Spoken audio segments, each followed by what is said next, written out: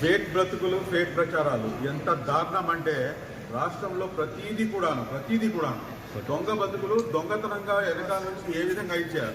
ఓడిపోతున్నాను అని చెప్పేసి అర్థమైపోయి ఈరోజు జగన్మోహన్ రెడ్డి చేస్తున్నటువంటి అరాచకాలు అత్యంత దారుణంగా ఉన్నాయి. ఈ దరిద్రాన్ని ఈ రాష్ట్రం నుంచి తరిమి కొట్టాల్సినటువంటి అవసరం ఎంతైనా ఉంది.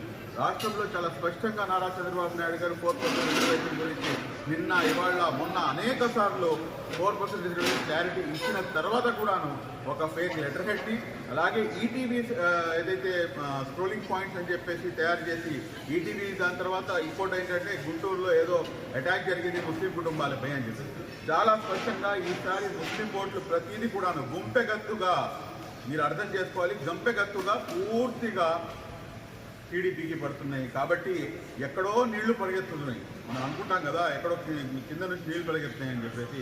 ఆ పరిస్థితి ఈ రోజున జగన్మోహన్ రెడ్డి పార్టీది తయారైంది. ఈ మాట చెప్తంలో ఏమాత్రం అతిశక్తి లేదు. అబద్ధాల ఆధారంగా తయారైనటువంటి పార్టీ, అబద్ధాలనే తన యొక్క ఏదైతే పునాదులుగా తయారు చేసినటువంటి పార్టీ ఇటువంటి ఫేక్ ప్రచారాలను మానివేయాలని చెప్పేసి, ప్రజలు అప్రమత్తంగా ఉండాలని చెప్పేసి ఈ రోజున వస్తున్నటువంటి ప్రతి అంశం కూడాను తప్పుడు అంశమే అన్న సంగతి మీరందరూ గమనించాలని చెప్పి కోరుకుంటున్నాను. Thank you very much. జై హింద్.